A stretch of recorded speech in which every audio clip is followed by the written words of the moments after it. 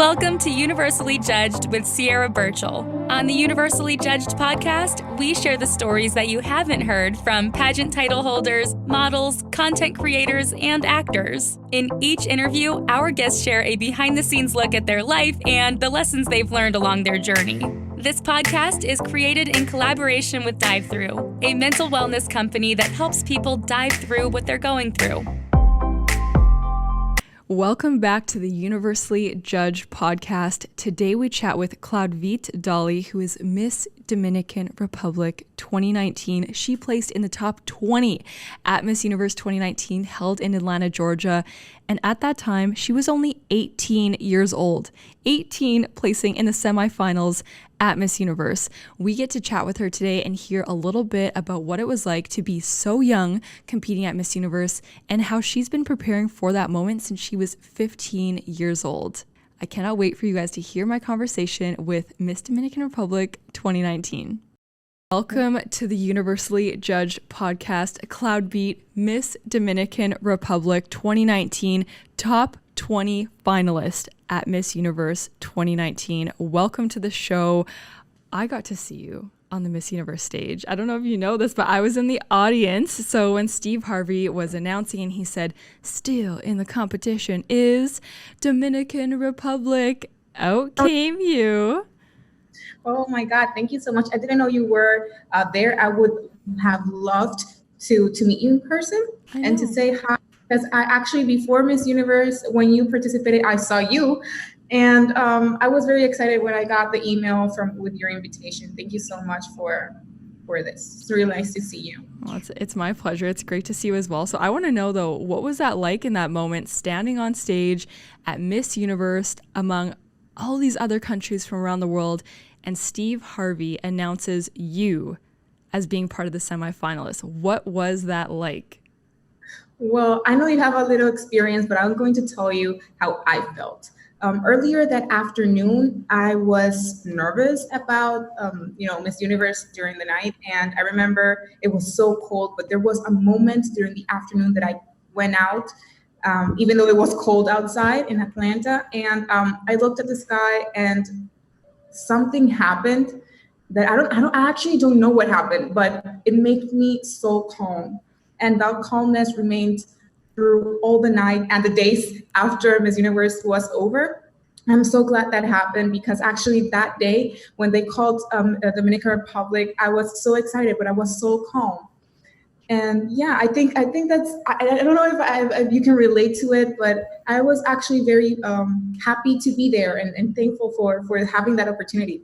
I can relate, I think, because when I was announced as well into the semifinals at Miss Universe, there is that sense that there's nothing you can do up to that point, right? Like, you've done the work. So if you had that sense of calm, you kind of knew that I've done all I can.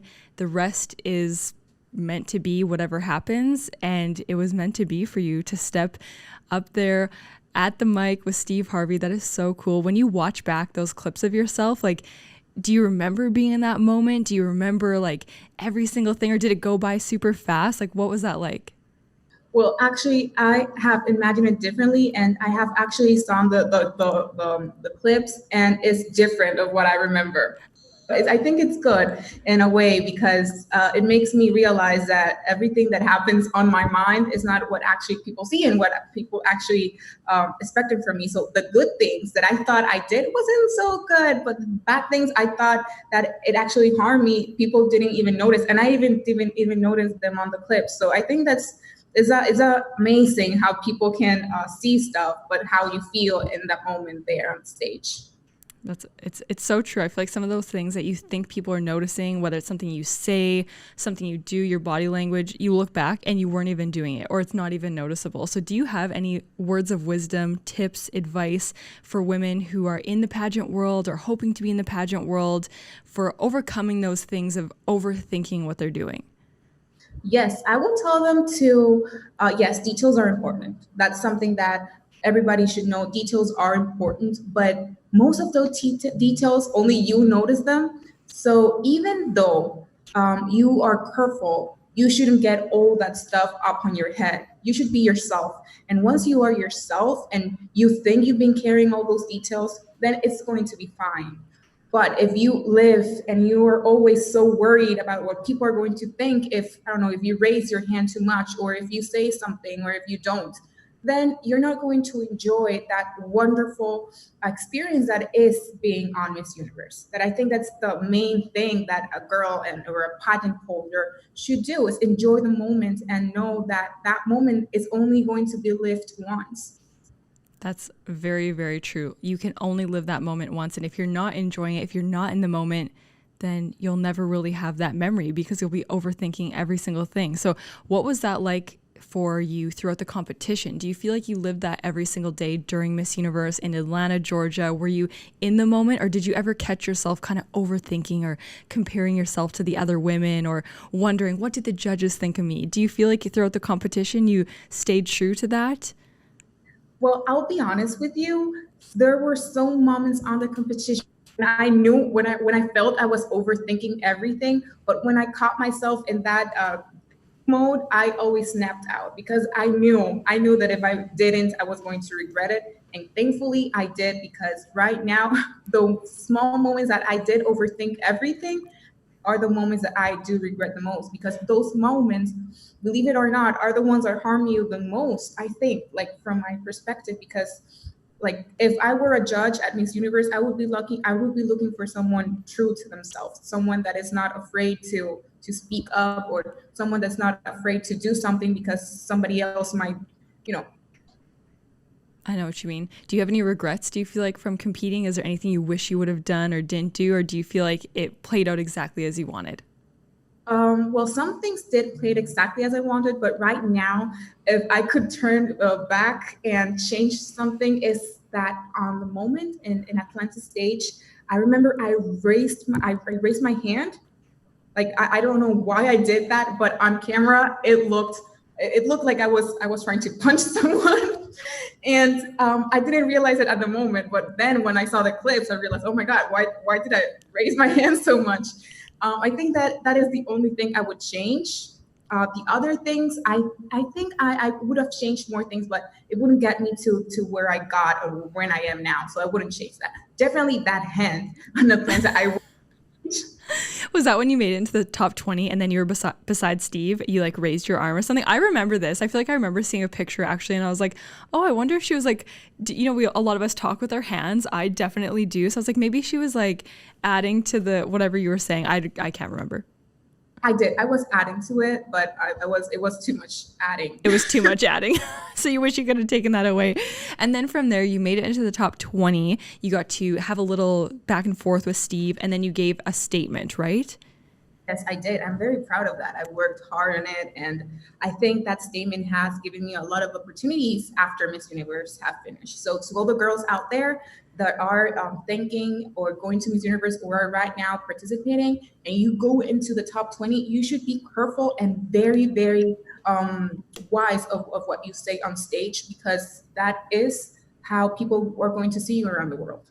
Most definitely. What you say on there on the stage, especially at Miss Universe, it will carry with you, whether it was something good that you said or something not so good. We've unfortunately seen that with women who make it into the top 6, top 5, and say some questionable answers. Sadly, that stays with them for a long time. But can you remind us again, what did you say in your statement? Because I, of course, got to see you in Atlanta, but remind the listeners and viewers what you said in your statement. Just kind of, you don't have to give the statement, but what was the subject matter of what you shared?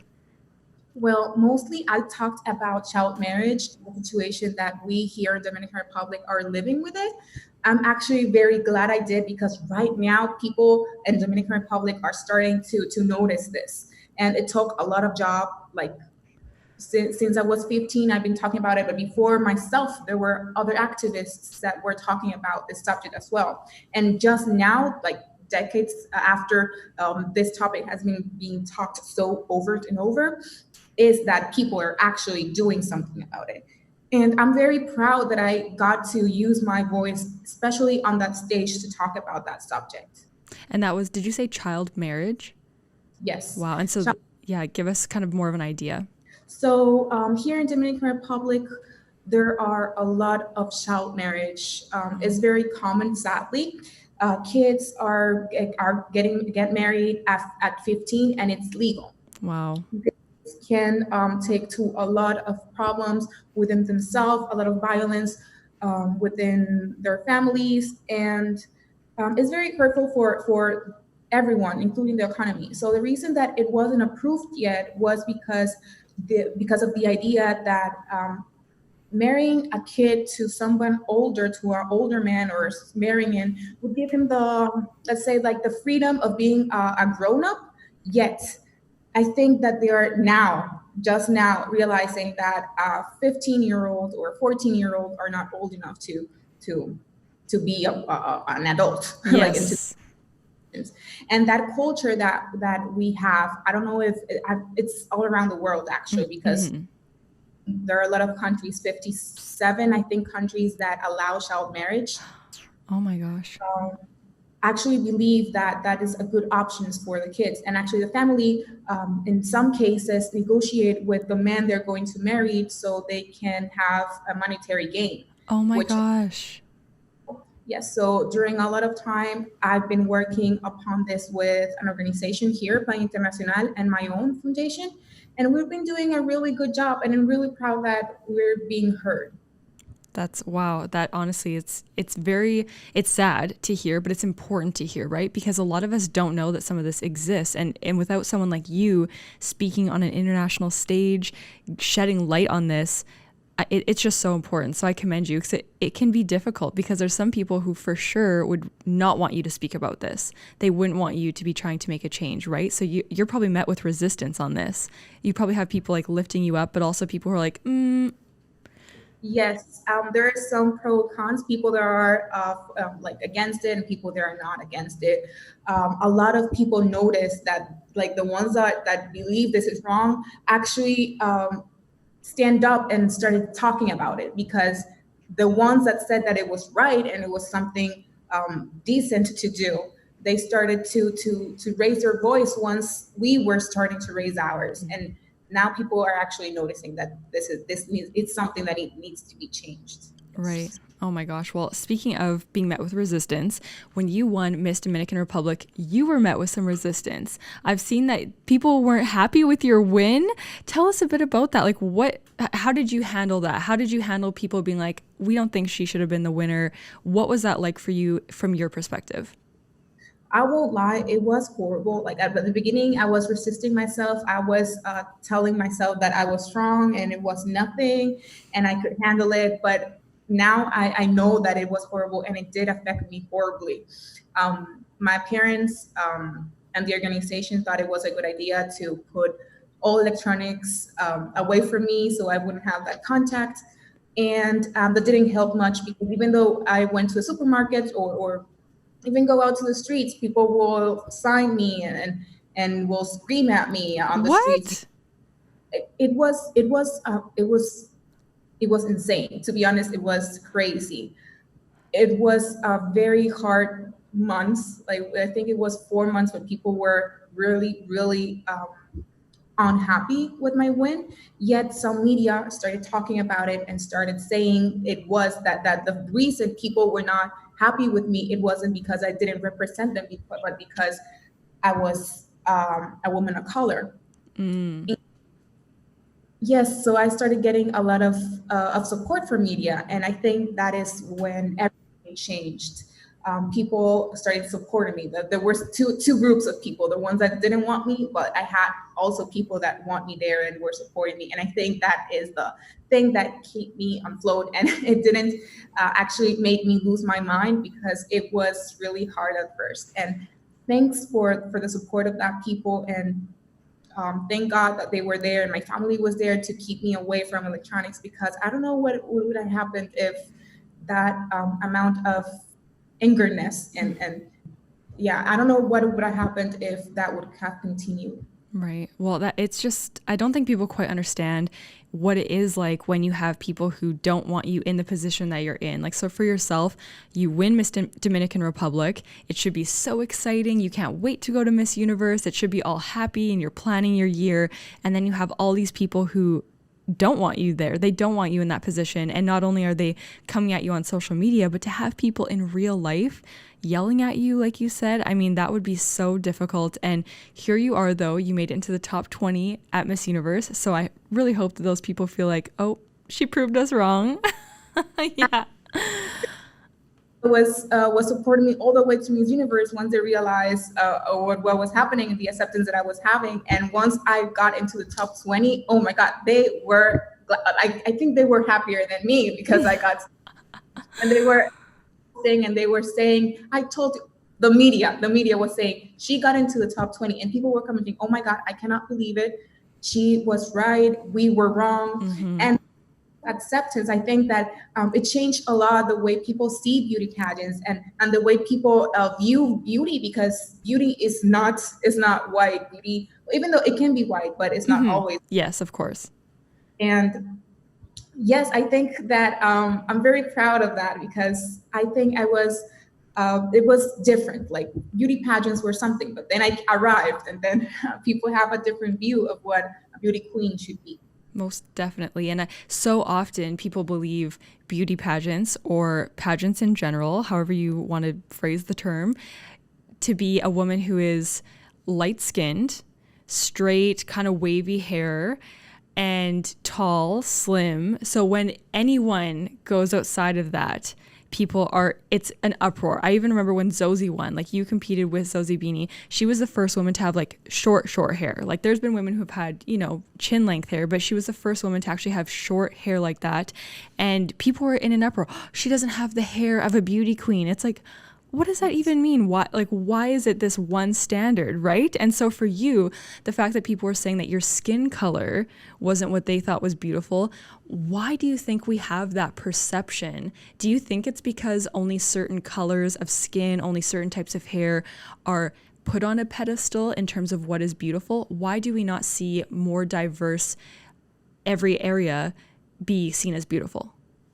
But we've slowly been changing that stigma. That's the good part. But I think it comes from what we learned growing up and what we expect of what we have already seen. Mm-hmm. So the only thing that we need to do to change that is to change what's going to be on the future, so that the next generation know what to expect and what beauty is. I'm going to confess here that I was so happy that Susie won, mm-hmm. because people were saying that beauty was not Black, and then she won. Mm-hmm. And it was so glad that to have that representation there, because people say, hey, you said that Miss Dominican, like my people from Dominican Republic said, hey, our queen, you said she was not pretty because she was Black, but look who Miss Universe is.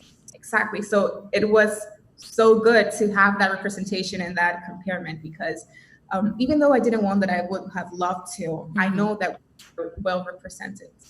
Absolutely. I think it's very interesting. I'm glad that you feel that way as well, because I, of course, compete at Miss Universe, and I would have loved to win too, but I was so happy to see the winner, because I feel like there's that sense of when you feel like you've done everything you could, you put it all on the line, there's nothing more you could have done. I feel like you always have that sense of like you're happy for the winner, because they represent not only them, their country, but they kind of represent all of us. So when I was there and I saw Zosie win, I was moved. And speaking on this, there were people around me. I was there with my brother and my daughter, and a couple of people were like, no, she can't win. She isn't the typical beauty queen. And I kept thinking, like, she is winning this entire room, like this entire thousands of people who are here. All of them, it felt like they were rooting for South Africa once they got to like the final three. Yeah, final three. It felt like the room was behind her, because not only did she have this it factor in terms of her stage presence, but the way she spoke moved everyone. And I think that's one of the perceptions that people have, is that pageantry, Miss Universe, is only about physical beauty, but there's so much more. When a woman can speak, when she's influential for yourself, giving the statement that you did, having the presence that you did at Miss Universe, you earned your spot because you are beautiful inside and outside. You had the whole package. So do you have any advice for young women who feel like, but I'm not beautiful enough, I'm not pretty enough? Do you have any words of wisdom or advice for those women, not necessarily only entering pageants, but just life in general? Yes. Yes, beauty comes with time. Honestly, that's what I think. Beauty comes with time. The thing that doesn't comes with time and you actually need to work on it is yourself. It's who you are, what you represent, and how do you think and what you stand for. I remember when I was a student in high school and I didn't feel pretty. Like I know I know I was pretty, but I wasn't feeling it. Mm-hmm. And until the moment I realized that I was pretty, that people started to look at me that way. And I think that is every woman's situation and every man's situation as well. You just need to feel pretty, and you need to know that beauty comes with time. Absolutely. And you say beauty comes with time, but some people are going to be very surprised to know that you're only 19 years old. Is that right? Yes, I'm 19. I was 18 when I was in Miss Universe. I think that actually had a lot to do with how I went there and how I acted and how people perceive me. Mm-hmm. I thought I was way older. And even though I was 18, I do realize now that um, I wasn't that mature. And I think that's good in some points, because if I were mature and I would start getting all these messages through social media, I would have not acted at the way I did. Maybe I would have exploded, have reacted differently. So I am glad I did that at 18 and getting that experience and gaining all of that information, because I did learn a lot. I feel like I earned 10 years of experience during a single year. Yes, no kidding. Yeah, yes, it's going to be so good for my life and for my next projects as well. Absolutely. And I think a lot of people don't know that there have been a lot of Miss Universe winners who have won when they're 18, namely from Dominican Republic, Amelia Vega. I'm sure she must be an inspiration for you. Oh, yes, she's an inspiration for all Dominicans. I won't lie.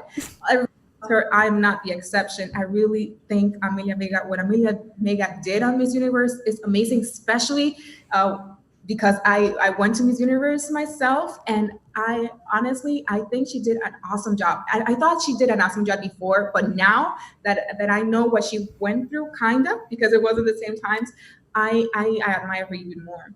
Absolutely. She was such a wonderful woman inside and out, and she represented Dominican so well. I'm sure Dominican was so proud of her when she won Miss Universe.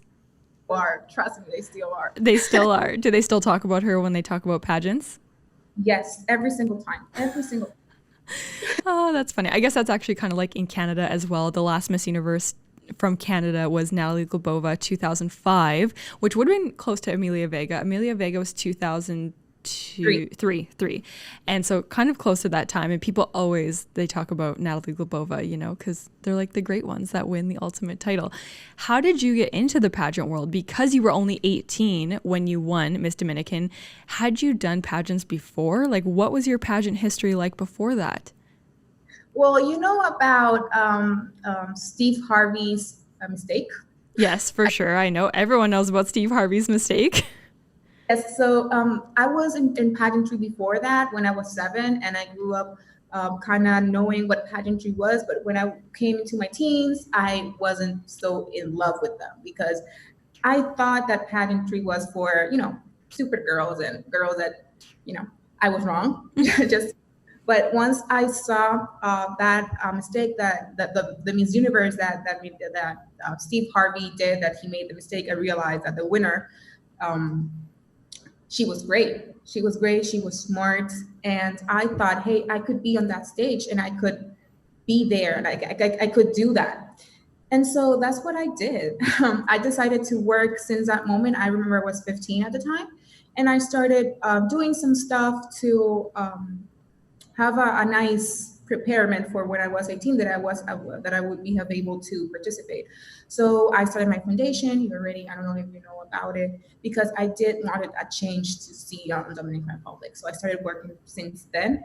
Wow. Once I turned 17, I told my mother that I wanted to be Miss Dominican Republic, and I wanted to go to Miss Universe, and she was so proud, because she was actually she was the first finalist on Miss Dominican Republic on 90s. Oh, so cool. So she was the first runner-up, right? Second. Yeah. So second place, or second place, or second runner-up. No, she was first runner-up. Right, first runner-up, second place, right. Yes. So she was happy to know that. She said she would support me during the whole way. She said, "Oh my God, I am so happy you want to do this," because I've seen the pictures of her, but I didn't know she was in Miss Dominican Republic. So it was kind of a surprise for me when I was 17. And she told me that she made a lot of mistakes during the pageant, and she was happy that I wanted to do it because she could kind of guide me through it and tell me what to do and what not to do and what to expect and what not to expect. And I did. I prepared since I was 17. Before the pageant, I was a bit scared once I was entering the Miss Dominican Republic pageant. I wanted to back out. I'm being honest Oh with my you. gosh. And I was this close to do it. But I remember my mother telling me, "Hey, if you don't go in this year, I am not going to support you next time." So Tough love. Yes, I went in, and I couldn't think for more for it because I really did. It really did change my life. You won. I won, and I was top 20. So imagine if I wouldn't have done it. Like, I don't know what would have happened. I don't know No where. kidding. No kidding. And do you think you'll ever do another pageant? I know Miss Universe is like the ultimate pageant, I believe. But of course, there's Miss World, Miss International. Do you ever see yourself on the international stage again for pageants? I would love to be honest. Not right now, but maybe in the future. It could be far future, near future. I don't know. I don't know what the world holds for me. But I will totally not back myself with pageants, because pageants are a great platform, and I can meet a lot of people from all around, and it's a good platform to raise your voice and to talk to the world and be listened. Yeah, absolutely. Most definitely. You, I would say, would do very well at Miss World. So if you ever consider, I think with your organization and with your speaking skills, the fact that you're only 19 years old, in a couple of years, what if you won Miss World? You could win Miss World for Dominican. Well, it's a possibility. I would love to participate, but I don't know if right now is the perfect time for it. In a couple years. Maybe not years. Yes, I've been told to participate once, and again, it's not only by my followers, but by my friends and by a lot of people around me, and it's constantly in my head. And I think that when something is constantly in your head, you start doing it or acting upon it sooner or later. So, yes. Well, that's good to hear. I'm happy to hear that, because like you kind of said, if you don't go for something, you never know what's going to happen. So maybe when you're 22, 23, you'll be like, now's the time, I'm going for it. And hey, maybe in a couple years, you'll be on to doing something completely different, and maybe pageants won't be a thing anymore, and that is okay too. Yes, yeah. I think great. And thank you so much, Siera, for the support. If I go into Miss World, I know you'll be there, because if you go to Miss World, I didn't know you were at Miss Universe. But if you do usually go to pageants physically, I would have loved to meet you in person. That would have been so nice. I didn't really get to meet a lot of the girls. I'm trying to think, who did we chat with?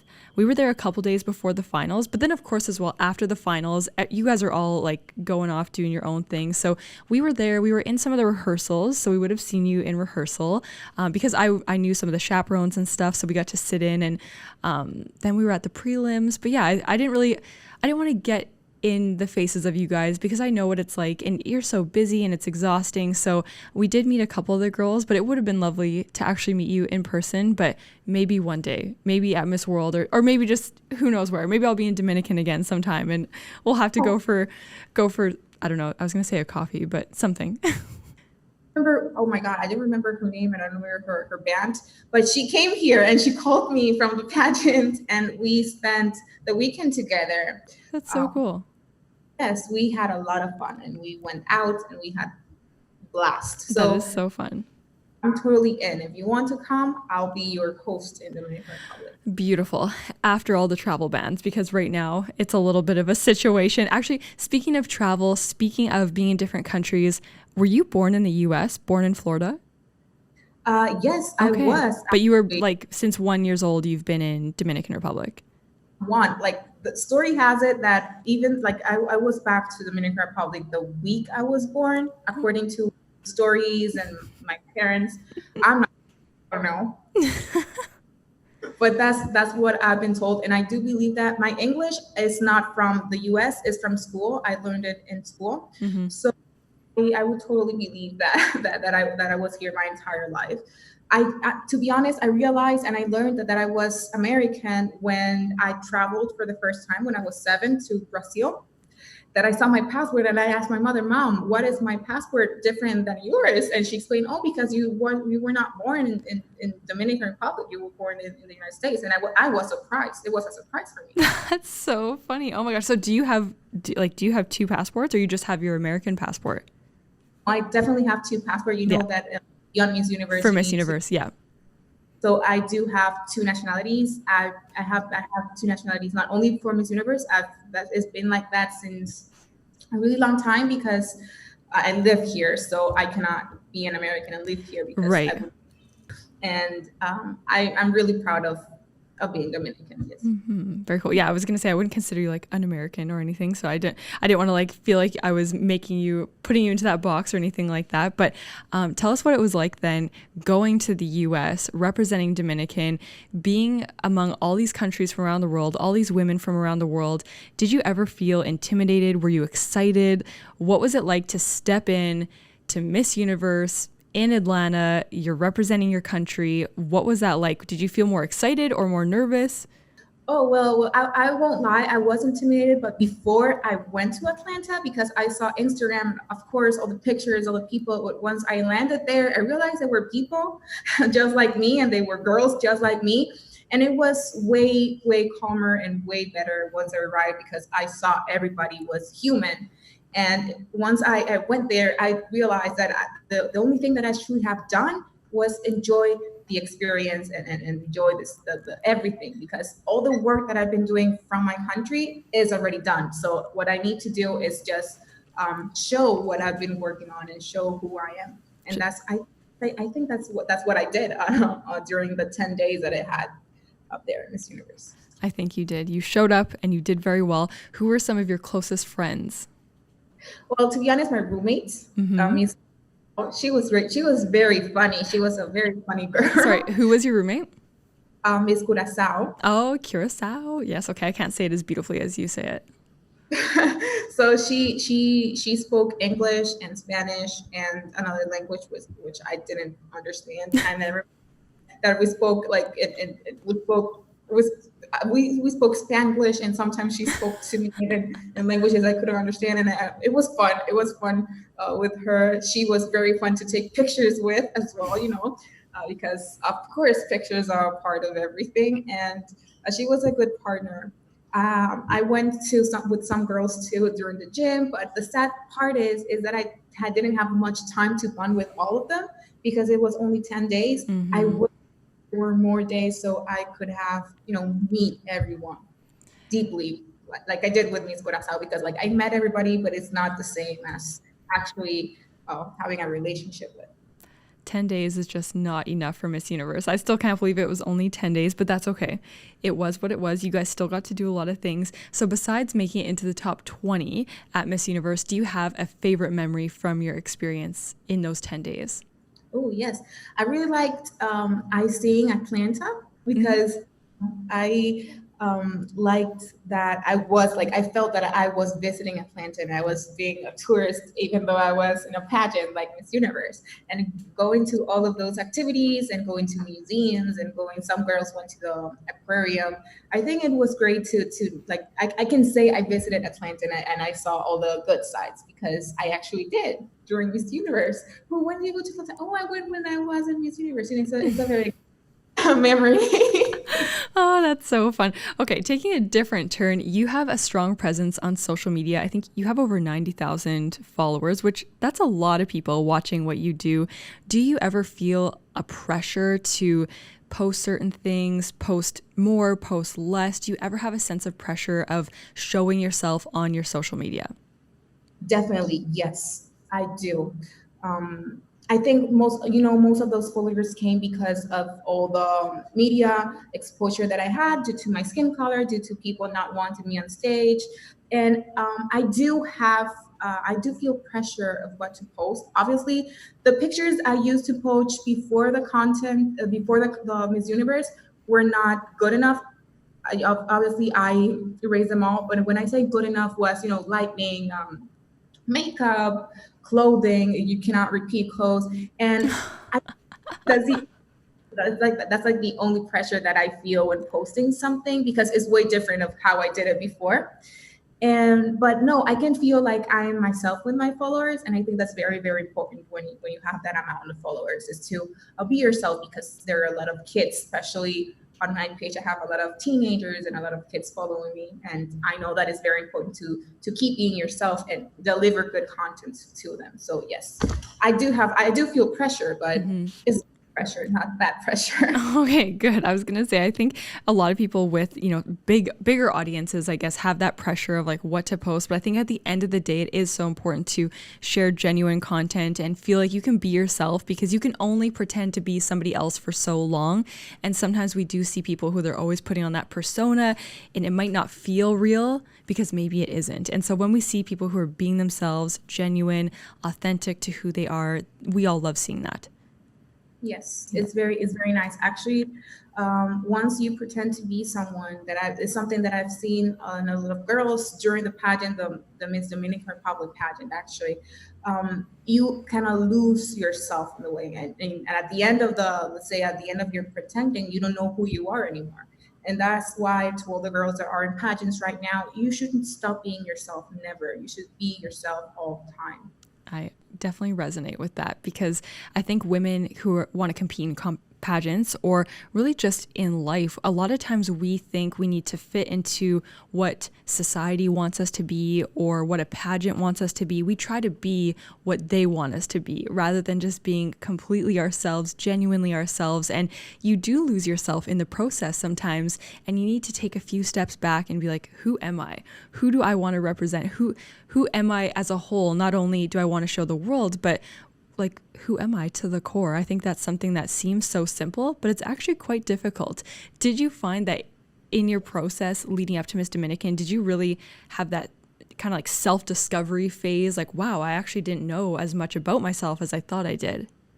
Definitely. I think that pageants work it's part of that as well. You learn who you are in the process. If you do a good job, you do learn who you are. It was hard for me because I didn't know I had all that power in me. Like, I knew I had a voice, but I didn't know it was so big, and that I could cause so much change.